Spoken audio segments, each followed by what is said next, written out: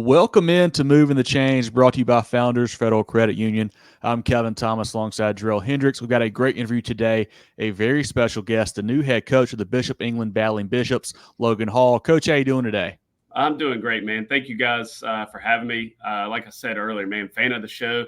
I've listened to it over the years. Y'all are doing a great job and an awesome platform. And I'm kind of a podcast guy. Every time I hop in the car, my kids obviously want to listen to music, but I'm hitting podcasts and trying to learn a little bit.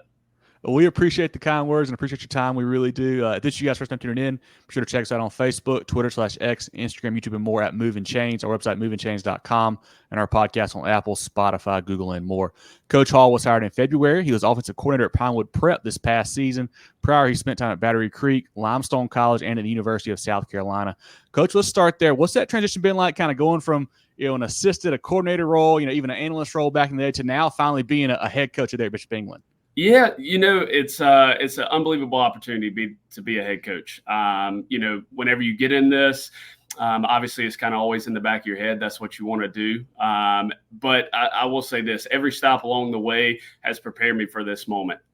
Being an analyst, being the guy that's working under people. I had the opportunity to work under Coach Spurrier, see how he ran a program, Coach Will Muschamp. I then got to work with Terrence Ash down at Battery Creek. Awesome guy. Learned a lot from him during a COVID year because everything was thrown at us very quickly. And we were both, sometimes looking at each other like, hey, man, what do we do? But we grew together, learned together. Then Coach Brian Turk had the job up at Limestone, got the opportunity to go up there and cut my teeth a little bit as a position coach and then kind of as a coordinator role. So from there, got the opportunity to link back up with Devontae Holloman at Pinewood. That was awesome. Great setup. Unbelievable environment on game days. We had great kids, and we were able to really flip the script there pretty quickly. And went 6-0 in the region and had an unbelievable end of the year. Fell one game short of going to the state championship, but all those stops have prepared me for this moment, and I wouldn't trade it for anything. Coach, you got a really diverse background. If you don't mind, what kind of led you, back into the high school ranks, and what are some of those differences, from coaching the collegiate level and kind of getting you settled in here, as a high school head coach? Yeah, it kind of goes back to what you want to do. And I always love giving back to the kids. And at this level, it's the purest form of football that you can have right now. Obviously, with NIL and transfer portals and everything, there's a lot of great going on in the sport right now. But I kind of saw it as an opportunity to give back and really help develop these kids at a younger level. We're around kids right now. They're seventh graders, 8th graders, 9th graders, and we're seeing them all the way through. And that's a cool experience because even at the college level, you have them for 4 years, right? But you start building those relationships and you kind of take them through that phase of life. And this is just preparing them now on the front end. Football is football. You still get to do everything that you love. But I love giving back. I love being in a community, and I love getting everybody excited about a football season. Coach, you're taking over for legendary head coach Sean Canty there at Bishop England. Were you able to retain much of the staff from his tenure there? Did you bring in a bunch of new guys, and kind of is that staff fully formed now? Still looking for a couple guys, or what's that set up? So we're almost completely done. There's a couple pieces that we're trying to narrow down here at the end. But I can't speak more highly of Coach Candy and the program that they ran, right? They went 11-12 back-to-back state championships, and they really laid the foundation.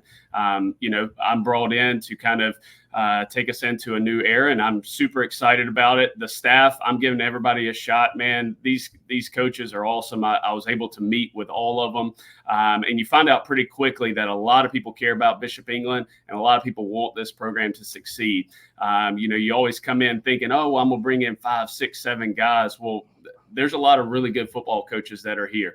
And we were able to bring back Coach Carson Mingo as the defensive coordinator. Coach Leo Albano will be back with us. He was the offensive coordinator last year. Obviously, he had a storied career here. And then we have a couple pieces that we're trying to piece together. But all in all, our staff's unbelievable. They love these kids. They love giving back to this community. And that's what you need at this level. You need guys that are willing to work. They have a lot of energy. They have a lot of enthusiasm, and they want the best for this program. And that's what we're going to have. Coach, you're in a unique position, coaching at a private school, a very, very large private school that's in the high school league. What are some of the challenges presented by that? And what are some of the advantages that you have, coaching a high school league, coaching in the high school league at a private school? Yeah, we have an unbelievable opportunity, right? The high school league has bumped us up into 4A, right? I've heard a lot of negative about it, but we get the opportunity to go play, and it's football. And we got 11 guys that are going to line up on the football field. They got 11 guys that are going to line up against us, right? And our job is to get them prepared to go play. And it kind of gets me going a little bit. My competitive juices get flowing because I preach to the kids, there are no excuses. We're going to go in every single day. We're going to compete, and we're going to go play a really good schedule. And that's what, we should want. We should want to go play the best in the state. We should want to be that, take that next step as a program and continue pushing our enrollment into numbers where we can compete at a high level every single day in every single sport, not only football, but across the entire athletic department. And the whole school is excited. It's going to be a great transition for us. And we're excited to go compete and see what the school board says at the end of the game. For people who aren't familiar with you, what kind of schemes do you like to run on offense, and what do you plan on doing on defense as well? And then will you call plays for either side of the ball? Yes. So I will call plays. That's kind of been that's my thing, right? I love offensive plays. I love some creativity. You could probably ask Coach Holloman. Sometimes he was telling me, hey, Coach, let's just line up, please. We can get the first down. We don't have to have all these shifts and motions and things like that. But he did he did allow me to go. So I appreciate him. He kind of let my creative juices flow a little bit. But when it gets down to it, it's a team sport, right? We got to be good in all three phases. It doesn't matter what you call offensive, defense, special teams. You got to get 11 hats to the football. You got to be playing with effort, great pad level, and all that kind of stuff works itself out, right? Some of our personnel will determine what we do, both offensively, defensively, and special teams, and just preparing our guys to go play. And that's what we're here to do. So there will be some creativity, right? I love to I used to say, being around Coach Spurrier, that I used to love to throw the football, right? And then I got around Coach Will Muschamp, and then I love defense because you got to stop people. And I learned that aspect of just being detail oriented, not only in your practice schedule, but everything that you practice throughout the week that prepares you for Fridays. And then I had the opportunity. I'd always played quarterback, been in a quarterback world, kind of a skill position. And then I had the opportunity at Limestone to be the tight ends coach. And I'll be the first to admit, now when a run game hits and I design something and our staff comes together and we design a run play that hits, that gets me just as excited as a pass play that goes for 40. It's amazing. So that's where I've kind of changed over the years. I used to be push it down the field, and that's what got me going. But now when you get a counter drawn up perfectly to the right fit and it hits, or a zone hits, whatever it is, man, that's that you can coach and that you can get excited about, because it takes the offensive line, it takes communication, it takes the quarterback, running back, everybody on the same page to execute that play. And that's what really gets us going. The beauty of offenses is always, it's innovative, it's always, always changing and things like that. Who are some guys that you maybe look up to, whether it's on the pro level, college level, high school level, to kind of draw some influence from? And, you mentioned Coach Spurrier and Coach Muschamp, who are maybe some other mentors, that you kind of are in contact with that have kind of shaped your career? Yeah. So I've had a lot, man. It's hard to even start naming off guys that were mentors. I worked under Coach Bobby Bentley. Brian McClendon was there whenever as the OC at South Carolina. Dan Werner was quarterback. He was the OC at Ole Miss whenever they had Chad Kelly, and they knocked off Alabama. That's just to name a few, right? I could keep going down the list of just guys that I've just had the opportunity to sit in the same room and see how they see the game. You don't always agree with every single play or every single design, but you start seeing their personalities and play calling. You look at guys on, Ole Miss for, Lane Kiffin, for example, and that staff, they get very creative with what they do. But that's just to name a few. There's so many good football coaches. And to be quite honest, I find myself scrolling on Twitter and saving videos and saving different coaching cues, because you get it from every level. at the very high level of SEC ball, you see stuff that's amazing, right? We would watch NFL tape every single week, and we would get ideas from NFL guys, especially watching the Rams with kind of their shifts and motions and things like that with McVay. But then you watch high school ball, and you're evaluating talent, to sign at the University of South Carolina or Limestone, and you see a passing concept or a run game that you clip and you're like, hey, coach, this is unbelievable. And then it just gets you down that rabbit hole of just learning.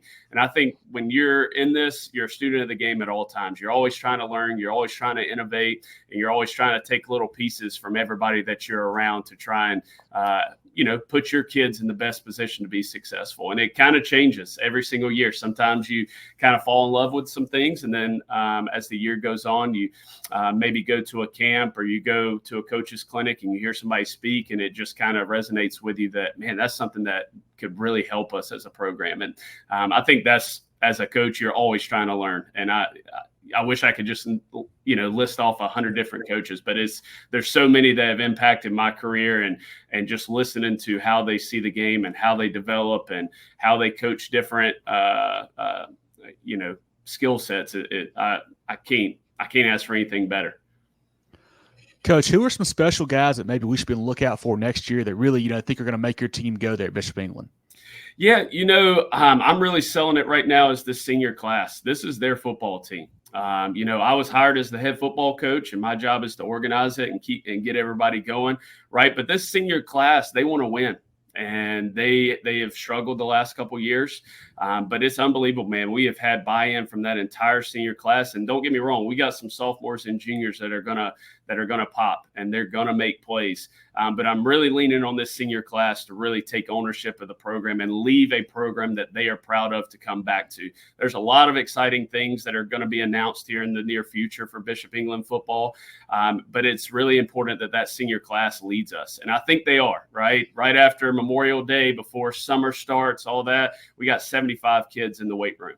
And that's just kind of unheard of when that's supposed to be a break time when guys are off. Hey, you got a couple of days before we really get rolling. We had 75 in there saying, no, coach, we want to work. And you just can't ask for anything better. I mean, that gets your juices flowing right there at 7 a.m. You're like, here we go, man. We got something. Coach, this is one of my favorite times of the year. The off season here, we got through spring ball. School's getting done, so it's just football time now. Gotten into the camp circuit, and then about to start 7-on-7s, 11-on-11s. What have you learned about your team early on? I know you mentioned you had 75 guys willing to work, but what have you really learned about your team in these first few weeks of the off season? I've really learned A, how much they care, and B, how much they love the game, and really how much they care about each other. Whenever I first took this job, I had a couple people reach out to me and say, man, you're entering a network of people that's very close-knit, that care about each other. It's going to be different. And I didn't really understand what that was, right? But we go to our first workout, and we're getting after it, man. Those guys are working hard, and every single player's walking up and shaking the hand of the coach saying, thank you, coach. That was awesome. I love it. Right. And then it kind of takes you back because it takes you back to the purest form of teaching, and it takes you back to the purest form of coaching and why you do it. Because those kids want to be coached. They want to learn new things, and they want to be challenged. And that's just what I've learned about this team. They're ready for the fight. They want everybody to know whenever they walk out on the field, right, win, lose, or draw, all right, they know that that other team played Bishop England. And that's what we're striving to do here. Coach, I know you kind of hit on it a couple times earlier about as far as, what you guys are getting going on in the weight room and whatnot. And with the new multiplier rule, the new realignment, you guys are going to 4A, and I think one of the worries was maybe potential numbers. Like, would you have enough kids to really compete at that level? How are you guys looking so far on numbers wise and what's coming out, and how excited are you about what you guys have there? Yeah, I mean, it's unbelievable, right? We're averaging somewhere in the 70 to 80 range every single day. But we're really building a one bishop, one team mindset with one goal to create a bishop standard. And that's for everybody, right? We got all of our schools that are going to feed into us through the Catholic school system. And those will be our middle school team. that we put together. That is kind of ground level. This will be their second year. So we will actually have a middle school team, a JV team, and a varsity team. Would we love to have more numbers? Sure, right? Everybody would. But at the end of the day, we're going to find 11 guys that want to line up and they want to play football, and we're going to play to the end of the whistle. And when it's all said and done, we'll look up at the scoreboard and see what we got. But I think these kids want to win. They want to compete. And there's no excuses, right? It's a great opportunity for us to go against talent and to put our name on tape, on field against teams that are quote unquote 4A, right? We're excited about our region that we're joining. We're excited about our non-conference schedule. We just got opportunities to go play, man. That's all we're asking for. And like I said, whenever the scoreboard hits 00 and that horn blows, we'll look up and see what we got. But right now we got our head buried in the process. We're trying to get better every single day. Whether that's in the weight room, outside the weight room, giving back to our community. But it's exciting, right? We had our youth camp is going on this week. We got one coming up in July. You can go on bishopengland.com, summer camps to register, but we got 140 kids right now coming to our youth camp, and that's first grade through 7th and 8th graders. And when you got 140 kids on your campus and you're showing off what we have and the kids that we have, because our kids are the ones that are the camp counselors, they're coaching it up. And it's just exciting to see those guys. I think our kids enjoy it more than some of the other kids at times. They're getting in the games. They're getting in 7-on-7s and competing with them, and it's fun to see, and they're having a blast. So I think that just shows our program as a whole. We're just trying to build a one team, one Bishop mindset where we can get as many kids that decide to come to Bishop England and show that things are going to be exciting in the near future. Coach, I got a question for you, because I'm not as familiar with how the structure is at Bishop England. If you don't mind, explain to the listeners. You mentioned like you have feeder schools that come in because you guys are a Catholic school. Can you kind of explain like that structure of how that goes into your football program and the school itself? So we have a lot of the schools are parochial schools that are kind of reach from Christ our King, Blessed Sacrament. We got a couple in Hanahan. I could list off all of them, but all of those schools through the Catholic Church and the Catholic education program feed into Bishop England.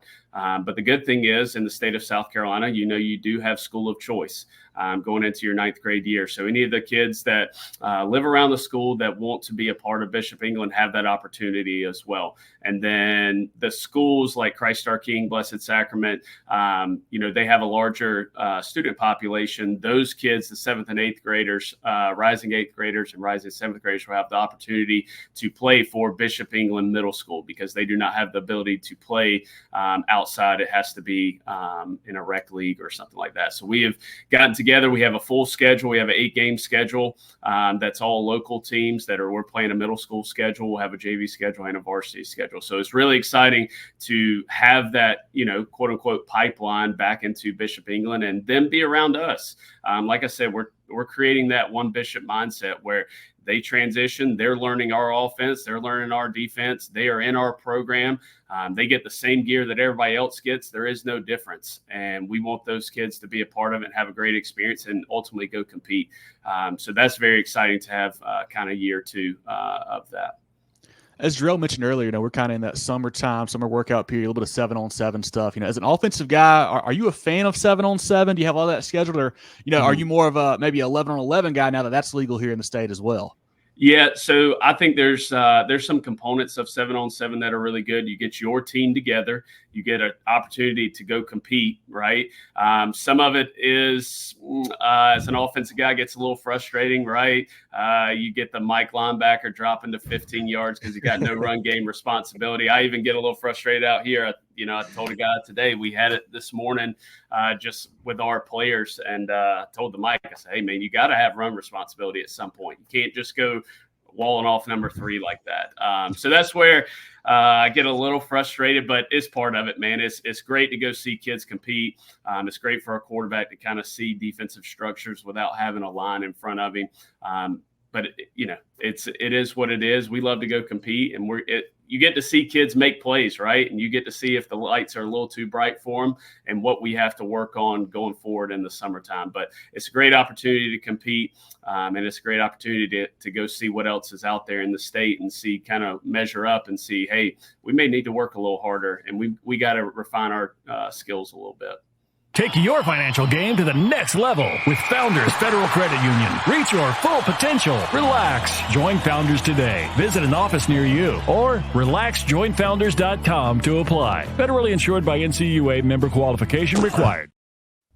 All right, Coach, I think we're gonna transition a little bit here, go to some easier ones. This is a question that we ask everybody that joins our program. So if you said you're a listener, you should not be caught off guard by this one. Got to ask about food. You're in a food mecca down there in Charleston, one of the best food cities in the country. And I know you're closer to that Daniel Island area. I was up there for a concert, and that place last summer, that place has really changed over the last few years. But if you want to stick to that area, you want to go to all of Charleston, Low Country, you've been down in Beaufort too. So give me some restaurant recommendations down there. Ooh, man, I know that's a tough one. I actually think about this a lot because I'm a little bit of a foodie. I love trying new places. I will say this. I'll give you a couple different viewpoints here. All right. Thursday night. All right. My wife and I, with our two kids, we got a 3-year-old and a 1-year-old. Right. As soon as we get home, 5 o'clock, we're going to La Hacienda in Mount Pleasant. No ifs, ands, or buts. That's us, right? We've had that tradition since we were in Columbia. It kind of started because, you work Monday through Wednesday. Thursday, we kind of get out in time for dinner. My wife and I started that tradition. So we've kind of carried that on Thursday, mainly because we're getting to the end of the week. I'm tired of cooking, and we need to find something to eat that's easy. So we love La Hacienda. When it gets to kind of local, downtown, man, there's so many options. I love Anson. They have the fried flounder down there on a plate. Wow, can't beat that. Lewis Barbecue's unbelievable. I mean, my wife and I, we love to go out. We love to try different places. We love Holy City Brewing right here. I have to give a shout out to those guys because they're big Bishop England guys over there, and they support us. And I got to give them a shout out because we're actually taking our coaches over there on Friday after camp to have a little lunch and just get together and spend some time together. Just, we need a break, and it's good that they support us and provide great environment to do that. I've been banging the drum. I'm going to jump in front of you there, Kev. Breweries. Like, I'm not a big beer guy, and I know some of our listeners probably are not of age, but some of the best food can be found at breweries. It is. They have the best chicken wings. I mean, Holy City. I mean, I'm literally talking about going for food, right? I'm going for the chicken wings. They have a great burger. Obviously, they sell alcohol and things like that. But some of the best spots. Edmonds Oast has great food. They used to have a little food canteen right there beside it. That is now the Ranchos or whatever that was in Lewis Barbecue. But I'm a barbecue guy. Love seafood. Man, I could go on and on, to be quite honest. There's so many restaurants down here in the Low Country. I don't know if you can I always laugh and tell my wife, I was like, I wish we could just kind of go on kind of a eating spree and just kind of go and try everything. But it's tough, man. It's tough living down here. Got to hit the weight room to make sure I'm good and not packing on the LBs for the summer. Coach, you were on the staff of, one of the greatest characters in football history with Steve Spurrier. Do you have a great Coach Spurrier story you can share that is internet appropriate, we'll say here? Oh, man. I tell you what, there's so many good ones. Just being around him and being around that staff, there's so many unbelievable ones. I do have one. I don't think I've ever told this one before. So we're at the Birmingham Bowl. We're playing Miami, and that's the Duck Commander Bowl. And Coach Spurrier was not a fan of practicing in the cold. Was not a fan, right? Wanted nice weather. But we were kind of getting down. It was game prep. I was working with the quarterbacks at the time. And it was pretty cold. Wind was blowing. It was kind of misting. Not a lot of people wanted to be there, right? It's right around the holidays. I think we're 7-6. We ended up beating Miami. That was an awesome football game. But it was just kind of that transition time. And it was raining pretty good. Coach Spurrier, he kind of motioned toward me. He said, "Hey, come here. So I jogged out. "Hey, Coach, what do you need?" Kind of turned me, kind of diagonal towards the rain. And he kind of bent down. He says, "Stay right there. Block the rain for me." And I was like, Yes, sir. Got it. So that was my first kind of moment. Now the quarterbacks, Coach G.A. Mangus, all the quarterbacks were there. Obviously, I got ragged pretty hard for that one, but I couldn't say more great things about being around him, being around his leadership, and just seeing one of the greats do it, right? But we're getting into talking season, right? So that's kind of where we're at right now, and he was always good for a good soundbite for us. But unbelievable guy, unbelievable family. Miss Jerry was awesome, and all the brothers as well. So it's I say that with the utmost respect telling that story. But yeah, I got some good ones I could tell you off air one day. Love that.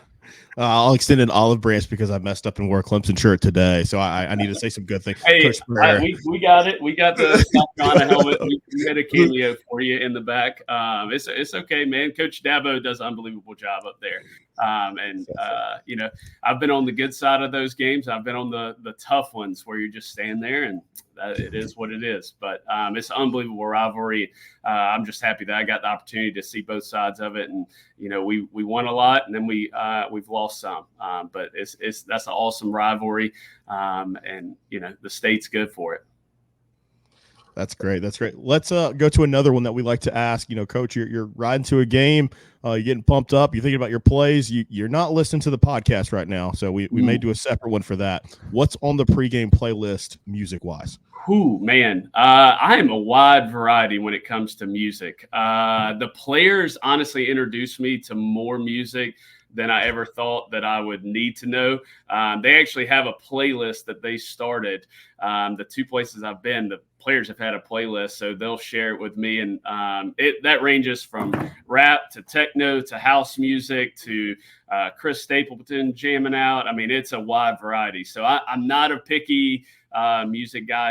I just love a good tune, and I love listening and just kind of rolling with the punches on that. But I still go back when I really want to get into the mood. I go back to old school rap, man. You can't beat old school Biggie. You can't beat old school Tupac. Vibing out to Jay-Z and old school Wayne. You just can't, man. Pre-game music. That's where we're going. If I'm walking around, I need to get my mind right a little bit. You guys are going to have some long road trips for that Charleston traffic, so hopefully that playlist is pretty long for you, Coach. Y'all may have to do 2 shows that week, so I have something to listen to. You can only listen to music for so long, then I got to find something else to listen to. But no, it's I love podcasts. I've really gotten into them, so it's I enjoy that. But music, yeah, you got to have something going.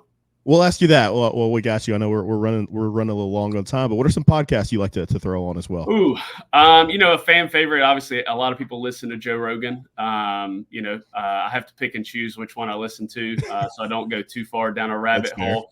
The GM Shuffle is a really good one. Lombardi Line. They do really good podcast. That's pretty informative.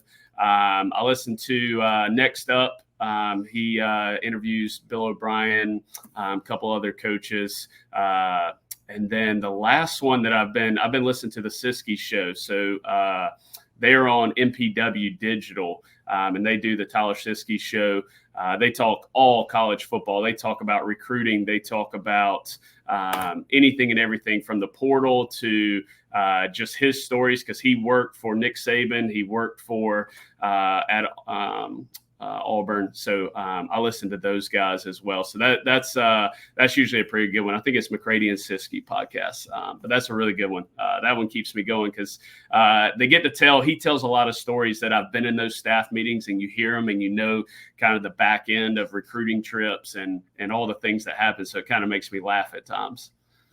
Well, last one here for you, Coach. What are some of your goals for the 2024 season for the Battling Bishops? Yeah, our goal is to show up and compete. To be quite honest, that is as simple as it gets. We're not trying to leave any doubt of what we're trying to do. We're trying to compete. We're trying to get 11 people that want to play Bishop England football at a new standard, and that's what we're practicing towards every day. That's what we're living, and we're going to go compete. And we're going to go see what the scoreboard says at the very end. And, if that's winning a state championship, that's great, right? But we're going to go week in, week out, take every week by itself and go compete and see what happens. And that's what we're trying to do. These kids want to compete. The staff wants to compete. The staff wants to grow. And it's just awesome to be around. It's enlightening. It's a vibrant fan base, really good donors, really good school, really good athletic department, really good leadership within the school. There's a lot of things that are going to get announced here in the near future about kind of facilities and things like that. So it's an exciting time to be at Bishop England. It's an exciting time to be a part of the program, and I really can't wait to see what happens. This has been great. I want everyone to go follow Coach Hall and the Battling Bishops on Twitter and Facebook and all social media platforms. Like I mentioned, follow us as well on Facebook, Twitter, Instagram, YouTube, etc. at Movin Chains, website movinchange.com, podcast on Apple, Spotify, Google, and more. Moving the Change brought to you by Founders Federal Credit Union. Drill, any else for Coach? We'll let him go today. Got to get Hall. something. You got anything? Of course, no. I just want to tell you, this is the time where we wrap things up, and I just want to say, Coach Hall, thank you so much for your time today. Thank you for joining our program, and thank you for being a supporter of our program. That means a lot. We do it for the coaches, we do it for the state of South Carolina, the players, and everybody who just loves high school football in this state. Yeah. So we really appreciate that. No, it's awesome. It's awesome, man. Y'all keep doing what you're doing. It's an unbelievable platform. Y'all got a lot of great interviews on here, and I love listening to some of the other guys. I usually have a notepad whenever I'm listening. It's coach talk, right? Somebody's going to say something. I'm like, man, that's actually pretty good. I'm going to use that one. So keep doing what you're doing and keep promoting football in this state, man. Doing an unbelievable job.